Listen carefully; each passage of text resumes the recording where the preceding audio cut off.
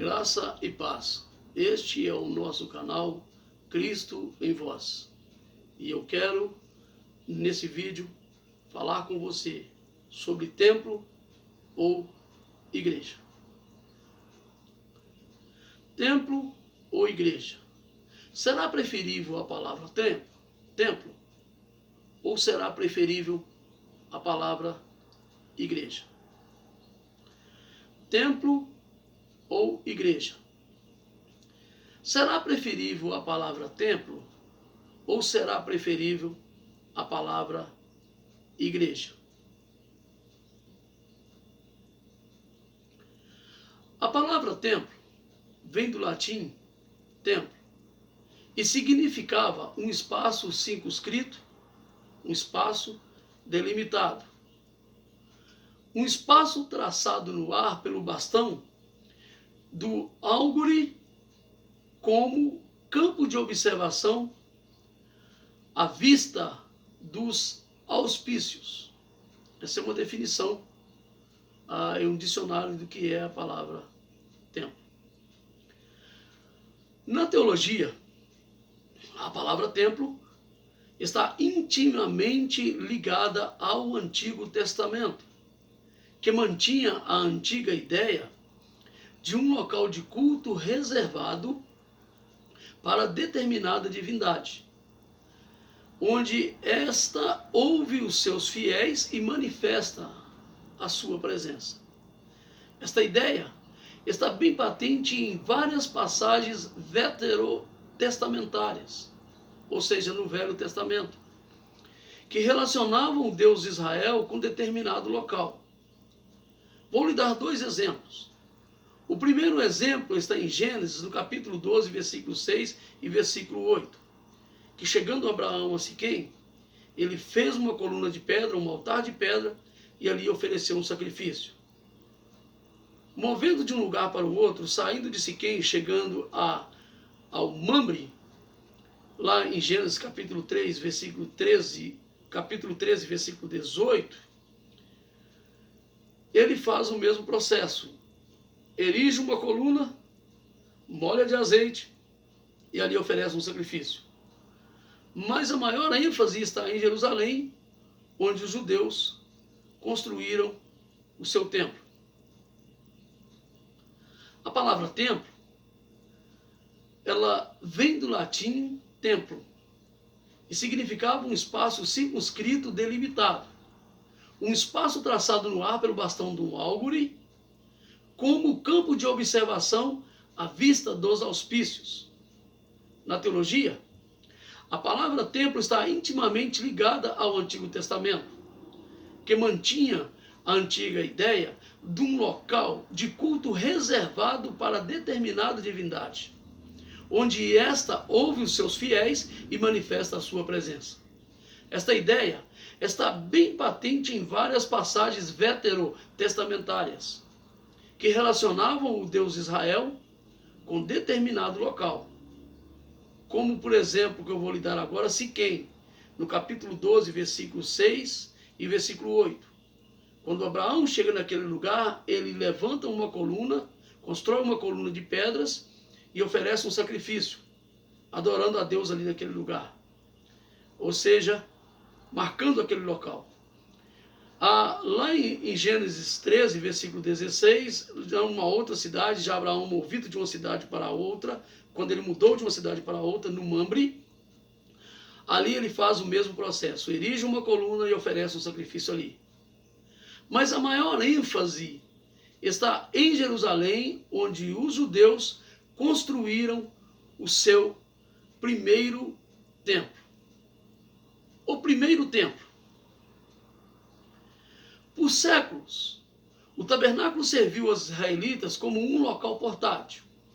Mas foi Davi que foi impulsionado por Deus para fazer a Deus uma casa, a fim de que esta casa ficasse para gerações posteriores. Mas Deus rejeitou das mãos de Davi. Mas o próprio Deus preparou os recursos para que o filho de Davi, Salomão, o rei Salomão, construísse o primeiro templo. No cativeiro de Jerusalém, no ano 586 a.C., este templo foi destruído e foi reconstruído novamente por Zorobabel, 70 anos depois, provavelmente no ano 515 a.C., quando eles retornaram para Jerusalém. Esse templo e esses judeus são chamados até de judeus do segundo templo. No retorno dos judeus, após 70 anos de cativeiro, eles reconstruíram esse templo. E destruído outras vezes pelos inimigos dos judeus, até que no ano 14 a.C., começou a reforma deste pelos Herodes, a família de Herodes. E quando ficou pronto, só durou apenas 6 anos depois de pronto, porque no ano 70 depois de Cristo, a cidade foi sitiada. No ano 78 ela foi toda levada abaixo, destruíram toda a cidade, e o templo só durou realmente pronto 6 anos depois de pronto. Portanto, no judaísmo, só havia um templo em Jerusalém, onde o Deus dos judeus recebia as suas ofertas em animais e em dinheiro, de tal maneira que esse lugar era único, por motivos não só religiosos como políticos, mas motivos também econômicos e motivos motivos nacionalistas, que os judeus destruíram também todos os outros templos, onde houvesse outros templos, que podiam de alguma forma rivalizar com o templo de Jerusalém. Como o exemplo que eu vou lhe dar agora, o templo de Gerezim. Templo no Monte Gerezim. Gerezim construído, um templo construído em Samaria. Para os samaritanos, o Monte Gerezim era sagrado, e quando os judeus regressaram do exílio, os samaritanos construíram ali um templo. Joséfo declara que esse templo foi construído no templo de Alexandre o Grande. Terá sido erigido por Sambalate para o seu genro Manassés, que fora expulso do sacerdócio pelo seu irmão Jadua, que era sumo sacerdote em Jerusalém.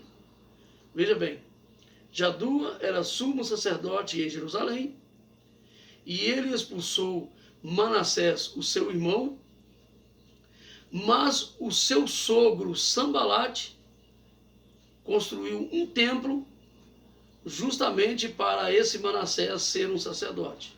E esse templo construído em Jerusalém. Eu só quero fazer uma nota nisso. Mas esse templo nunca foi reconhecido por Deus como um templo em que Deus aceitasse o seu sacrifício. O templo em que Deus deu a ordem para ser construído, a ordem foi dada em Jerusalém, no lugar que Deus mostrou a Davi, no lugar que Deus mostrou a Salomão, no lugar que Deus mostrou ao povo judeu. João Hircano destruiu esse templo de Gerezim em 128 anos antes de Cristo, mas os samaritanos continuaram a utilizar esse monte como seu local de sacrifício e adoração. E algumas pessoas, alguns estudiosos, chegam a acreditar e a dizer que eles continuam usando até nos dias de hoje. Esse templo, esse monte, ele foi mencionado pela mulher samaritana na conversa que ela teve com Jesus junto ao poço de Zacó.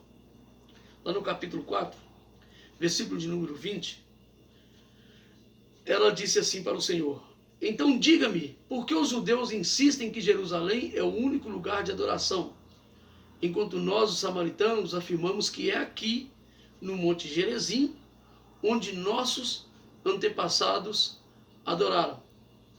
A resposta de Jesus foi que os verdadeiros adoradores adorariam o Pai em qualquer lugar, em espírito e em verdade.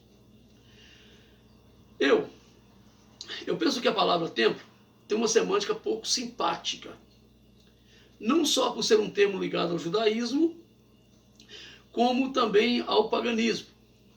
Pelo fato de o templo de Jerusalém ser a fortaleza dos inimigos de Cristo, como principalmente por transmitir a ideia de identificação de Deus com determinado local. Ideia que eu considero manifestamente contrária à revelação neotestamentária. Eu quero ler alguns textos do Novo Testamento para reforçar essa ideia e porque a ideia da palavra templo, ela não deveria mais ser usada nos dias de hoje. Em Mateus, no capítulo 12, versículo 6, Jesus disse assim: eu lhes digo, há alguém aqui maior que o templo. Jesus apresentou-se como maior do que o templo.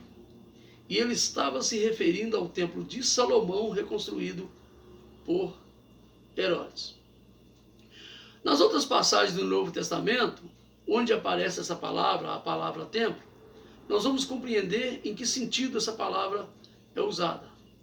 1 Coríntios 3, versículo 16, 1 Coríntios capítulo 6, versículo 19 e 20, 2 Coríntios 6, 16. Vamos ler. 1 Coríntios 3, 16 diz assim: vocês não entendem que são o templo de Deus e que o Espírito de Deus habita em vós? Em 1 Coríntios 6, 19 e 20 está escrito assim: vocês não sabem que o seu corpo é o templo do Espírito Santo, que habita em vós e que foi lhes dado por Deus?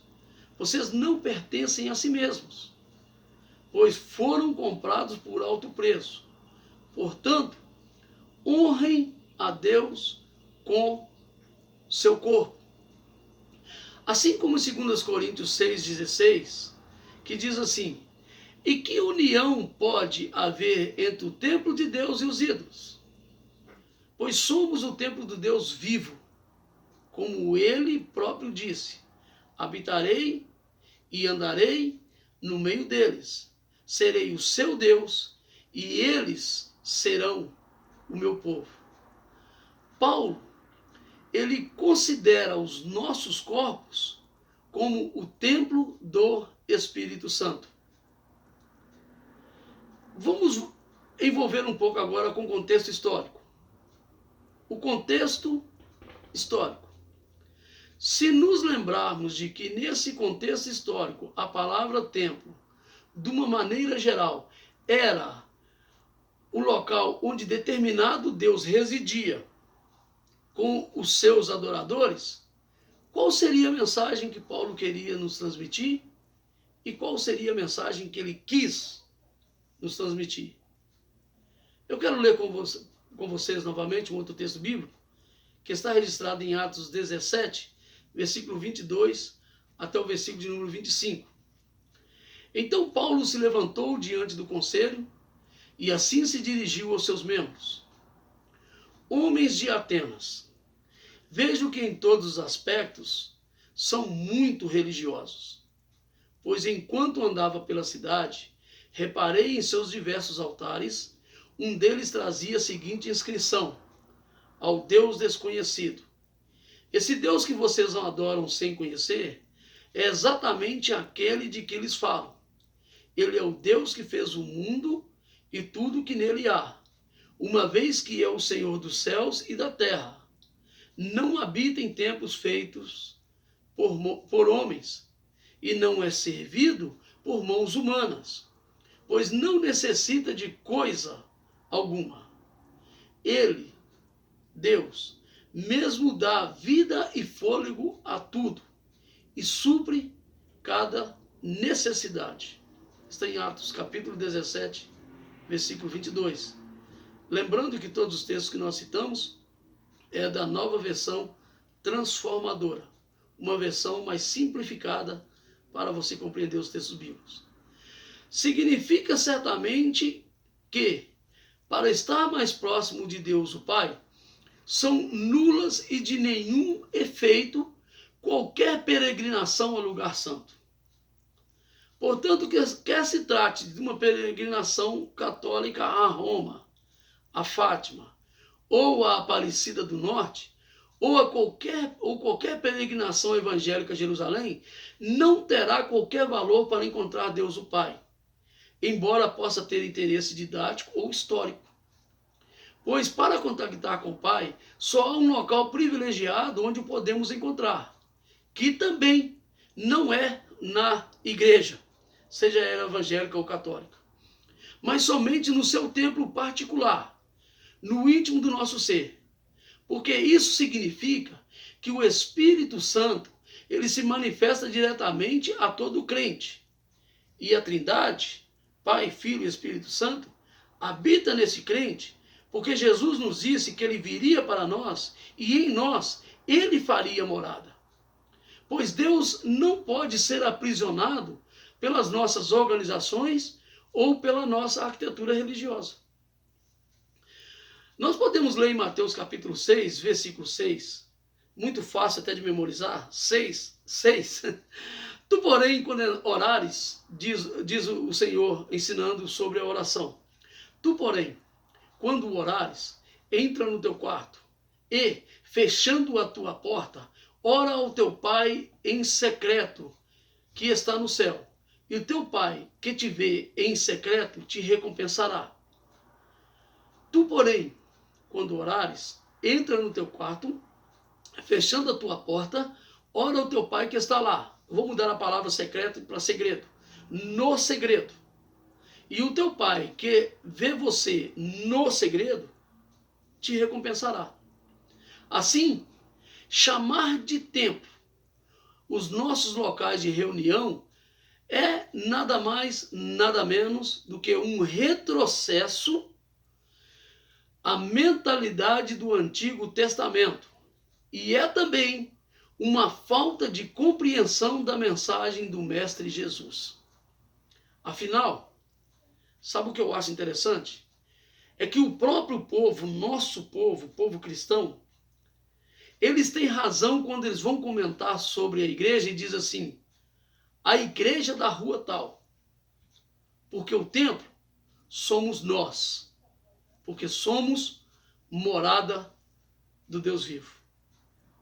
Esse é o canal Cristo em Voz. Se você gostou desse vídeo, mande para um amigo.